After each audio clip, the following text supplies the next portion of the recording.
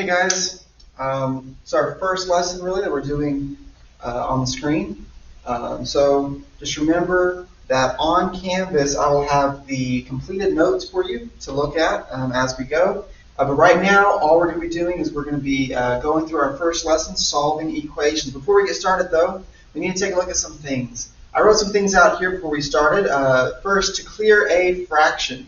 So a lot of equations have fractions in them. Nothing to be afraid of. We just have to know how to deal with them. To clear a fraction out of an equation, we just need to multiply by the denominator.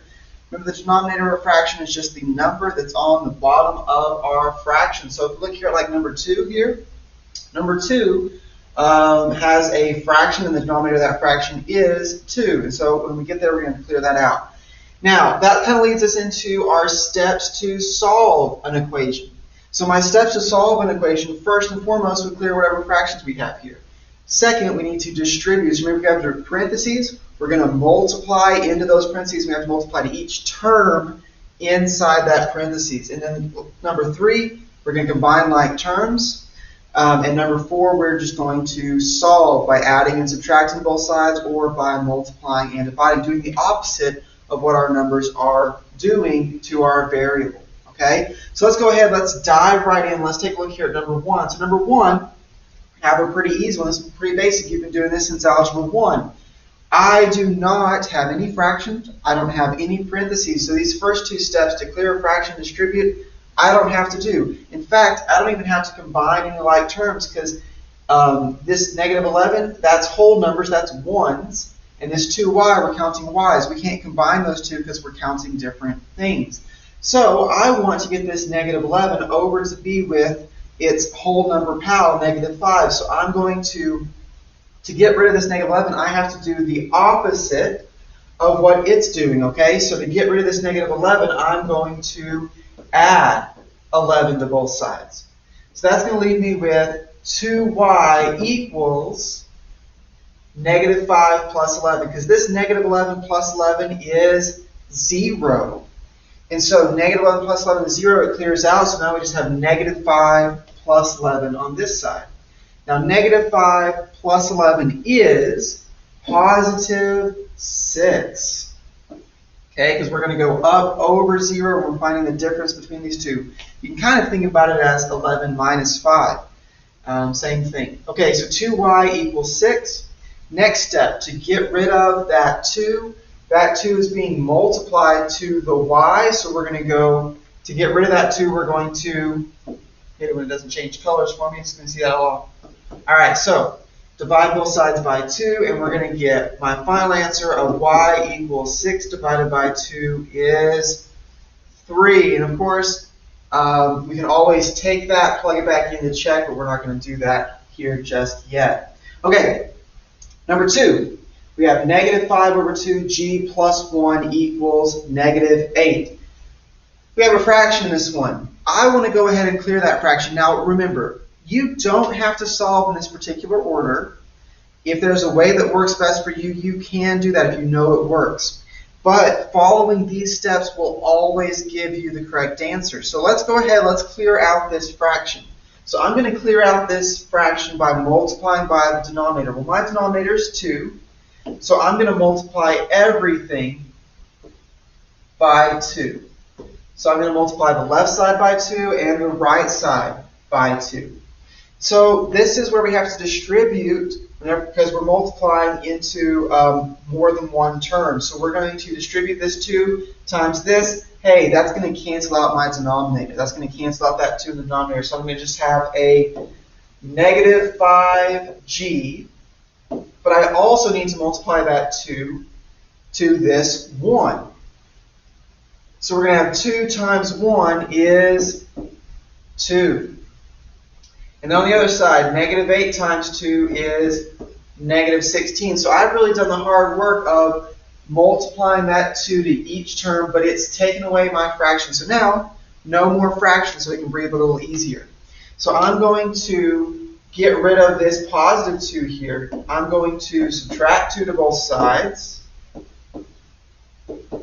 Okay, and so I'm going to have negative 5g equals negative 16 minus 2 is a negative 18.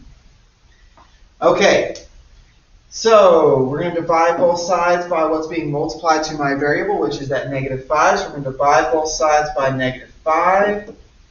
And I'm going to be left with a positive g, because -5 divided by -5 is just 1. Anything divided by itself is 1, so that's going to leave me with just 1g equals -18 divided by -5. And -18 divided by -5 is just going to be, well, we can't really simplify it. It's just going to be a fraction, right? But this negative and negative make a positive, so my final answer here is just going to be 18 over 5. It's a pretty ugly 5 right there. Let's see if we can write that. All right, so we're going to do 18 over 5. All right. I could, however, also write this as a mixed number. This is what we call an improper fraction. It's not really improper. We just call it that. But we're going to write this also as a mixed number, which would be 3 and 3/5. So your answer could be either of these. It doesn't matter which one. So don't let those fractions scare you, okay? All we're doing is we are just, it's one less thing that we have to do. We don't have to simplify that. It's just a fraction. Okay, take a look at number 3 here. So number 3, we have 2 over a plus 4 equals 8.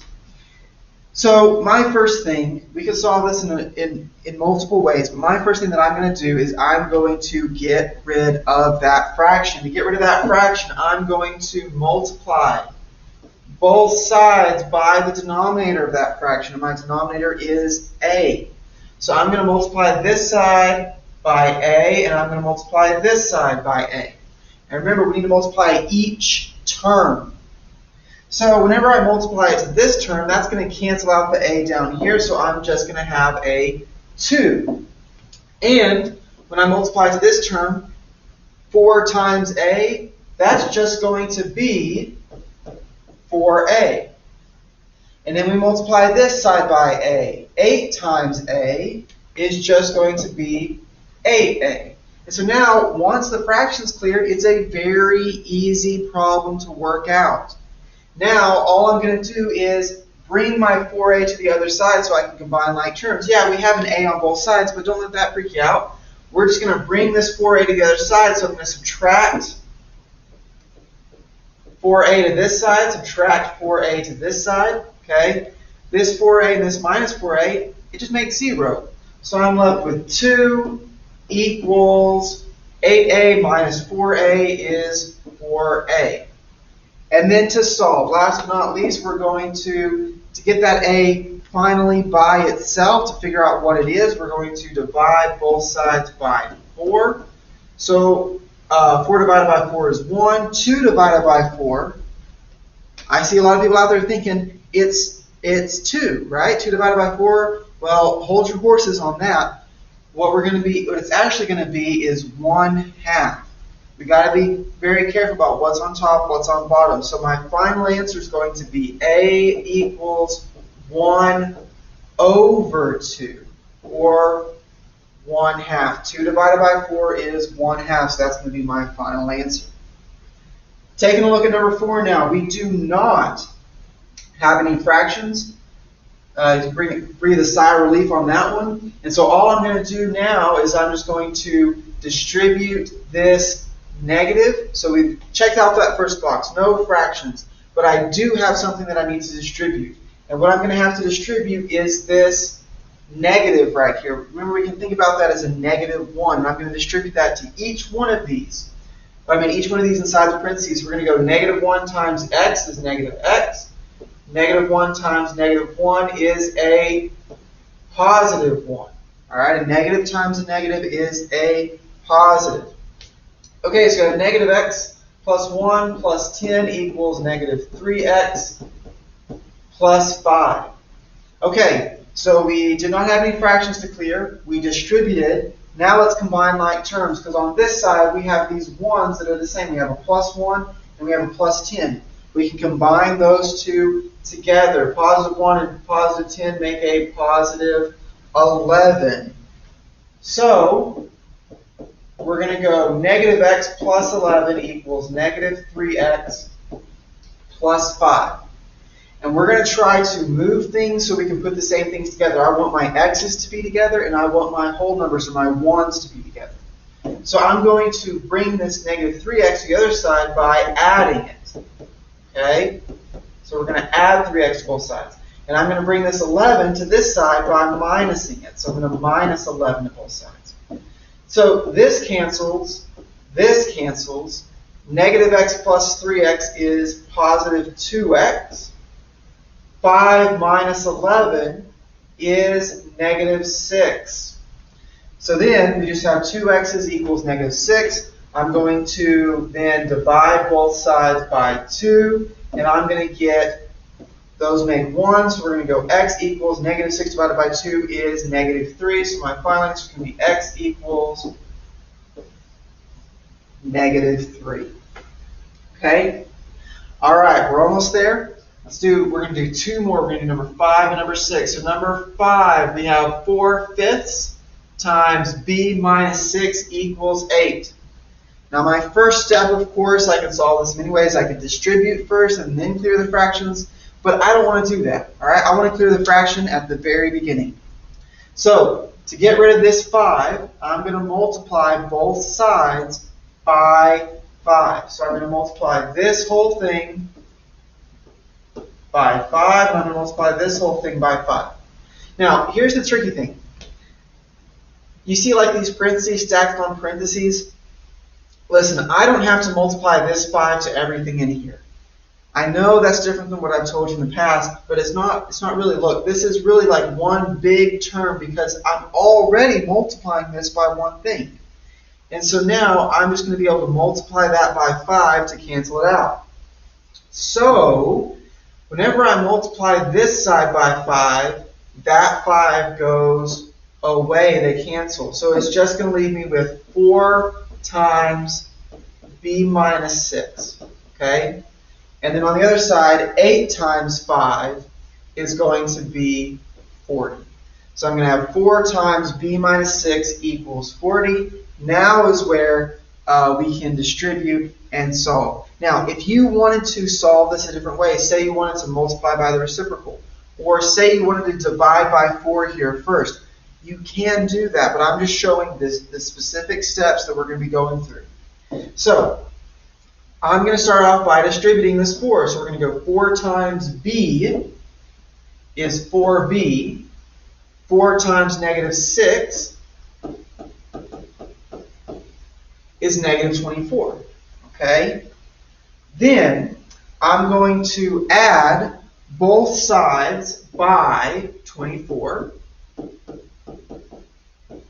to cancel out that negative 24.